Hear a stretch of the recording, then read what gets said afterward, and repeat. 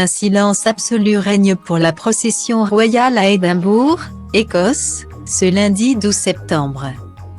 Les chevaux ouvrent la marche. Le roi Charles III, proclamé officiellement samedi 10 septembre, est à pied, suivant le cercueil de sa mère.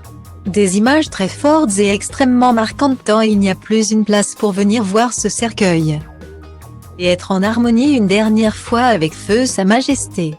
L'émotion est palpable. Rien ne pourra venir troubler cette belle procession royale et alors qu'un incident est survenu. Il a tout de suite été parfaitement géré. Mais c'est bien le prince Andrew qui était visé. Alors que les enfants de feu Sa Majesté suivaient le cercueil de leur défunte mère dans les rues écossaises, un homme s'en est pris au prince Andrew, fils préféré de la monarque, dans la foule. Ce dernier a crié « Andrew, tu es un vieil homme malade », à l'attention du duc d'York. Comme affirmé par le Daily Mail, ce manifestant a naturellement été mis à terre très rapidement par la police. En nombre lors de cet événement historique, une brève bagarre a néanmoins suivi.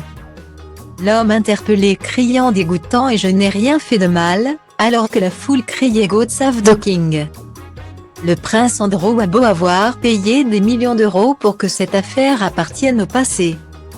Le scandale Epstein reste dans les mémoires de tous.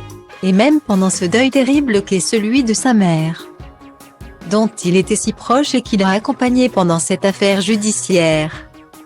Le prince Andrew voit le scandale le poursuivre. Rappelons que le frère de Charles III a été accusé d'agression sexuelle sur mineur par Virginia Giuffre.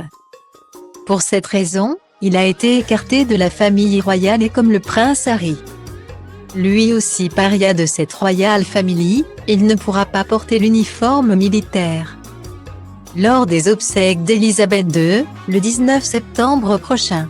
Les deux princes seront donc en civil pour l'occasion. Les Britanniques ont pu s'approcher de leur si populaire reine, après avoir rallié Édimbourg. Le cercueil d'Élisabeth II va être exposé au public lundi au terme d'une procession menée par le roi Charles III. Lançant une semaine d'adieu jusqu'à ses funérailles nationales, se pressant à la cathédrale Saint-Gilles pour tenter de rendre hommage au plus près à leur souveraine décédée jeudi 8 septembre. Au vu du nombre de personnes qui se sont rassemblées la veille le long du parcours du cortège funéraire pour applaudir, pleurer ou lancer une fleur sur son passage,